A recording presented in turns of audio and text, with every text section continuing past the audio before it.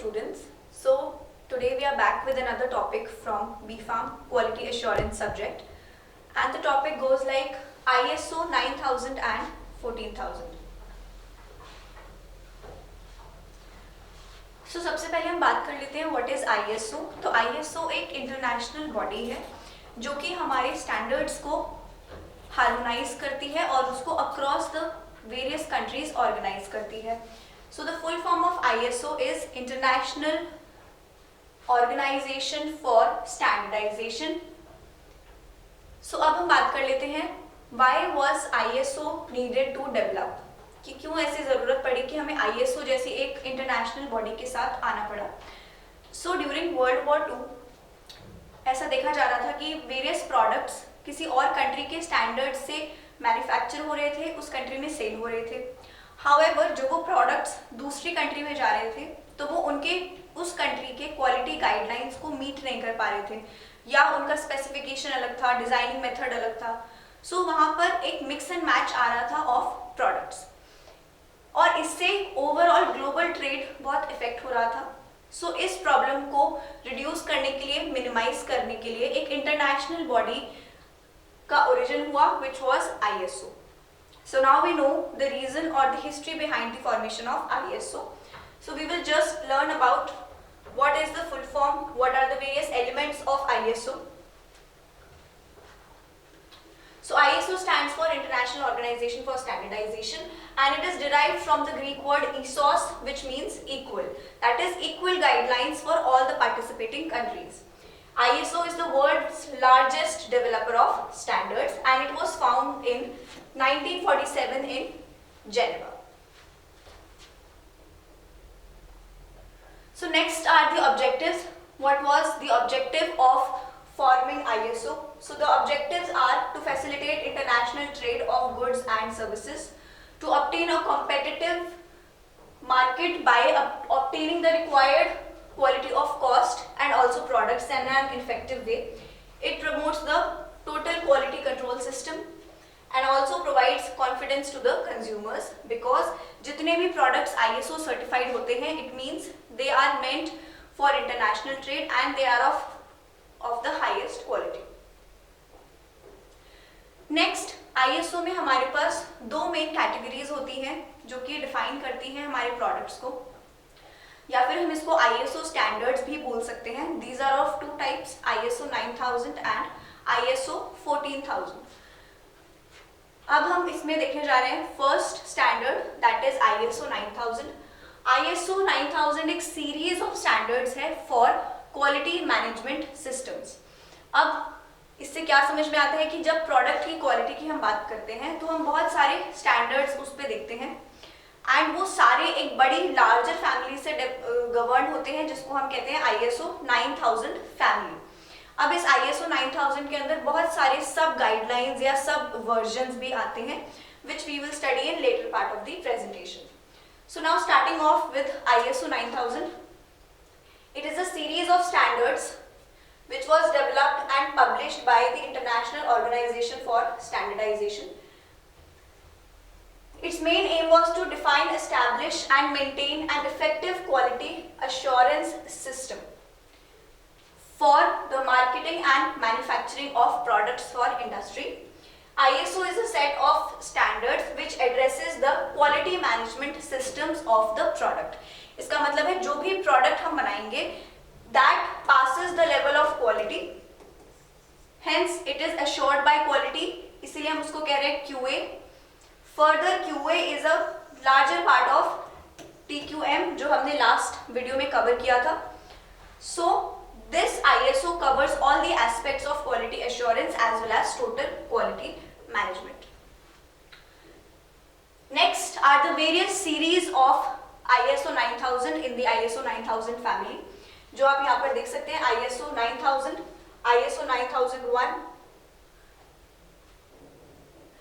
ISO 9002 also, then is ISO 9003 and ISO 9004. So ISO 9000, it talks about quality management systems. ISO 9001 talks about model for QA. इसका मतलब कि 9000 में quality maintain करने के लिए हम जो जो भी मॉडल्स लगाएंगे उनके बारे में हम बात करेंगे इन ISO 9001। एंड इन मॉडल्स में इंक्लूडेड है design, development, production, installation as well as servicing of the product. Next is ISO 9002 model for quality assurance in production and installation of the manufacturing equipments और डिवाइसेस। नेक्स्ट इज ISO 9003, ये बात करता है inspections as well as audit and testing की। And ISO 9004 is for applications of QMS, मतलब जो जो भी हम क्वालिटी मैनेजमेंट सिस्टम्स पढ़ेंगे उसको कैसे अप्लाई करना है ये बात हम करेंगे इन ISO 9004। So under the broad umbrella of ISO 9000 हमारे पास कुछ सीरीज ऑफ 9000 है which is 9001, 2, 3 and 4। Next is the benefits of 9000। It increases the marketability of product. जैसे हमने हिस्ट्री में पढ़ा कि एक प्रोडक्ट अगर एक कंट्री में मैन्युफैक्चर हो रहा था तो वो दूसरे प्रोडक्ट में या वो दूसरी कंट्री में सेल नहीं हो पा रहा था because of the product specifications. But ISO certified products it means वो सारी इंटरनेशनल गाइडलाइंस को मीटअप करते हैं, स्टैंडर्डाइज्ड गाइडलाइंस को मीटअप करते हैं और इसी की वजह से क्या होता है, it increases the marketability of the product. It reduces the operational expenses because अगर आपके पास एक standardized method है to actually manufacture a product, design a product, तो उससे आपकी overall operational cost reduce हो जाएगी। Next is better management control, increased customer satisfaction. ISO certified products, they are usually considered at par with the international guidelines and hence customer उसको लेना prefer करते हैं। It improves the internal communication during audits, reduces the product liability risks because जब हम आगे पढ़ेंगे इस presentation में कि जब हम ISO के लिए जाते हैं, when we go for ISO certifications, तो उसमें भी काफी सारे stages होते हैं जहां पर जो product finalize होकर आता है, ISO certified होकर आता है, that is a product with minimum or no risk. Next are the principles of ISO 9000. This is an important part of this presentation. तो यहाँ पर हमारे पास 7 प्रिंसिपल्स होते हैं। First is QMP1 quality management principle 1। तो first is the customer focus. जो भी हमारा प्रोडक्ट है that eventually has to reach the customer, इसीलिए हम प्रोडक्ट अपने कस्टमर को ध्यान में रखते हुए बनाएंगे। QMP2 stands for leadership. QMP3 is for engagement of people. जब भी आप इंडस्ट्री में ISO सर्टिफिकेशन के लिए जाएंगे, it is not a single man's job, it is always a team work. Next is QMP4 which is for process approach. So ISO is a process based approach rather than a product based approach. QMP5 is for improvement. तो जब भी हम ISO certified products की बात करते हैं, they always undergo continuous improvements. QMP6 is for evidence based decision making. This we will cover in the later parts of the presentation. And QMP7 is for relationship management between the auditor, the registrar of ISO as well as the international bodies. Next are the steps for registration process. अब किसी भी organization को अगर ISO certified होना है, so ये कुछ series of steps हैं जो उसको follow करने होते हैं for the ISO certification, जिसमें से first है finding and selecting the ISO registrar. अब ISO रजिस्ट्रार एक ऐसी बॉडी या ऐसी ऑर्गेनाइजेशन होगी जो कि ISO द्वारा ही सर्टिफाइड होती है या वो इसके लिए एलिजिबल होते हैं कि वो किसी भी दूसरी ऑर्गेनाइजेशन को सर्टिफाई कर सके।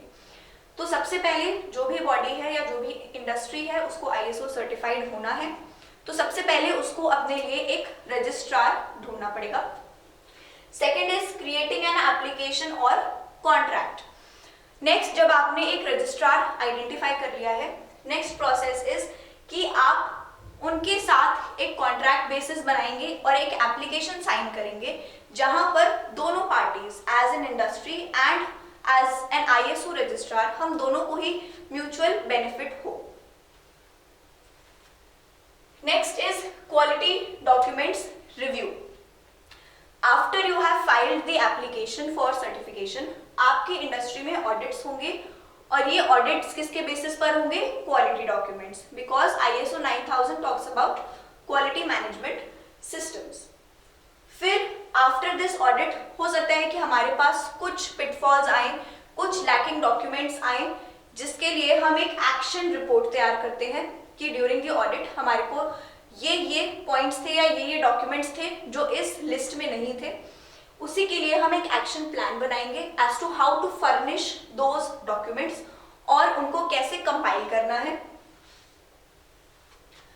Next is performing internal audits.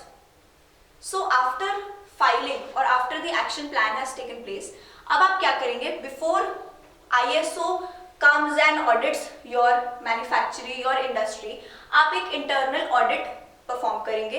इसको हम मॉक ऑडिट्स भी कहते हैं, बिकॉज इसमें हम ISO प्रोफेशनल्स की तरह बिहेव करते हैं एंड हम उन सारे डॉक्यूमेंट्स को रिव्यू करते हैं जो ISO वाले आके रिव्यू करेंगे। इस इंटरनल ऑडिट में हम अपने आप को प्रिपेयर करते हैं कि जब भी ISO का फाइनल ऑडिट आएगा तो उसमें क्या क्या फाइंडिंग्स आ सकती हैं और उसी को हम प्रोएक्टिवली पहले से ही ठीक कर लें, रादर दैन उनकी फाइंडिंग्स आए और उसके बाद हम उसको ठीक करें।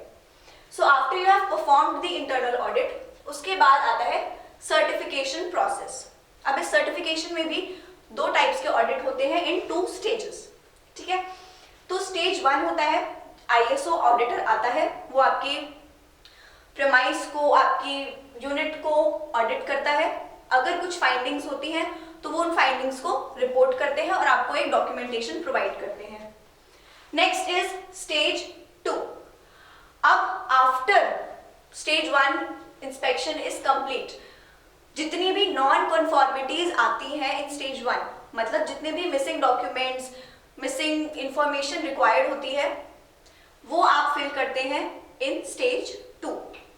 एंड स्टेज 2 तक आते आते आपके पास ऑलमोस्ट सारा डॉक्यूमेंटेशन होता है, सारे रिक्वायर्ड मटेरियल्स एंड मेथड्स होते हैं फॉर ISO सर्टिफिकेशन। इसके बाद comes the step of ISO certification.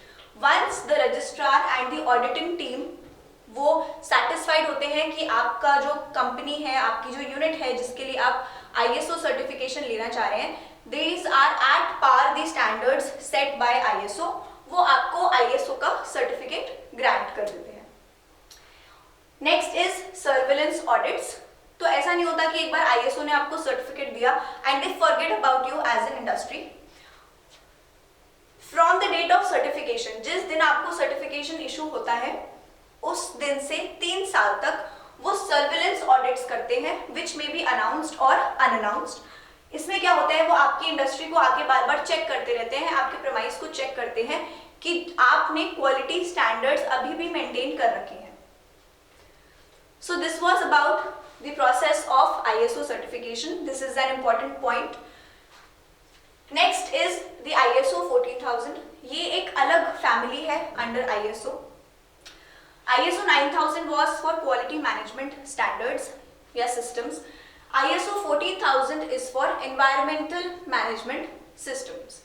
इसका मतलब जो भी कंपनी है, जो कुछ भी मैन्युफैक्चर करना चाहती है, they should ensure कि they are not harming the environment और वो एनवायरमेंट की एक परमिसिबल लिमिट पे काम कर रहे हैं। सो ये होता है ISO 14000 and it is very important for industries to get ISO 14000 certifications.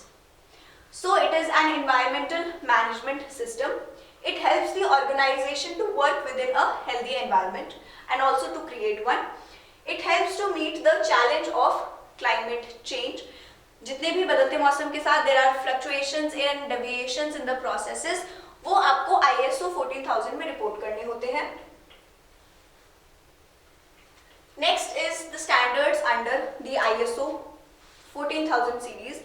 Just like ISO 9000, 14000 की फैमिली में भी कुछ सीरीज हैं of standards which go like 14001 which is a set criteria for EMS. 14010 is standards about auditing. जो भी आपकी EMS या 14000 की ऑडिट होगी उसके लिए स्टैंडर्ड्स यहाँ पर प्लेस किए गए हैं। ISO 14020 standards about environmental labelling. इसका मतलब कौन सा product is safe for the environment, which product is not, which is hazardous, which is toxic, etc. ISO 14030, these are the standards on environmental performance evaluation. माने कि जब भी आप कोई प्रोडक्ट बना रहे हैं तो how is it impacting the environment during the process, during manufacturing और when you discard the product. ISO 14040 is for standards on environmental life cycle assessment. मतलब जब भी कोई प्रोडक्ट आपका एनवायरमेंट में जाएगा तो उसका क्या लाइफ साइकिल रहेगा, उसको असेस करने के लिए ये वाला स्टैंडर्ड है. नेक्स्ट आ जाते हैं द ऑब्जेक्टिव्स ऑफ ISO 14000. तो ये कुछ बेसिक से ऑब्जेक्टिव हैं जिनको मैं कंसाइज कर देती हूँ. इनका यही मतलब है कि आप जो भी प्रोडक्ट बनाए they should meet the not only the quality standards but also the environmental standards. और ये सेफ होने चाहिए आपके एनवायरमेंट के लिए, ये सस्टेनेबल डेवलपमेंट को प्रमोट करते होने चाहिए and they should enhance the environmental performance and they should not degrade the environmental performance. So these are some of the elements of ISO 14000, just like the elements of ISO 9000. So the first is environmental policy.